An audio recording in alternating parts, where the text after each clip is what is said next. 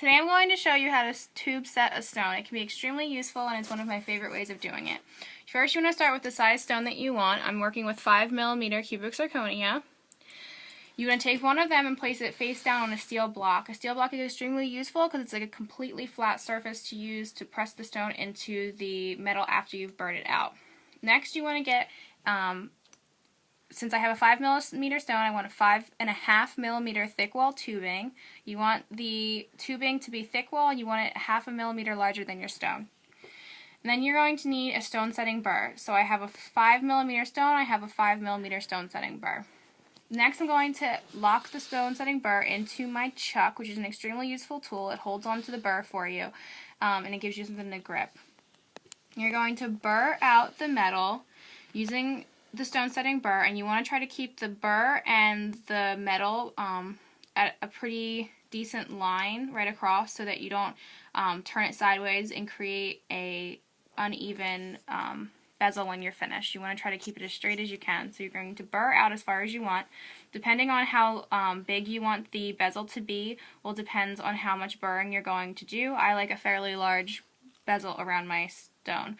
On top of that, depending on how sharp your burr is, how new and how hard or soft your metal is will depend on how long it takes you to burr.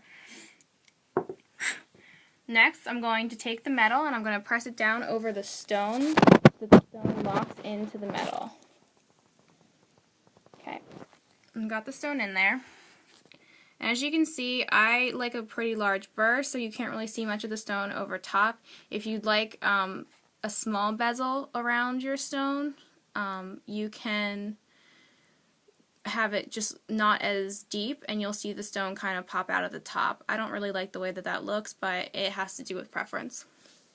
Next, I'm going to use my burnisher to set the stone into the metal. This is a good time to have a bench pin. I don't have one with me, so I'm going to show you how to do it without it. You're going to use your burnisher and you're going to go from one side to the other side, one side to the other side, so you're evenly placing the stone into the metal. Let's start here, press this side over. I'm going to start here and press this side over. During this process, you want to make sure your stone's not moving because you could end up setting your stone completely crooked, or the stone could end up not getting set because of it. This side, and then this side.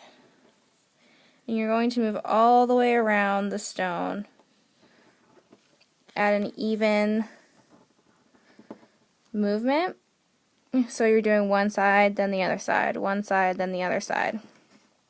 After you've gotten all of or most of the sides done, you can use your burnisher and then just go all the way around the stone to get all the rest of the sides down. By doing this, you will also polish the edge of your bezel, which can make the stone shine a bit more, which is something that I enjoy. It makes the stone catch the light a bit nicer. All the way around. Make sure that all the little corners are down. No high points.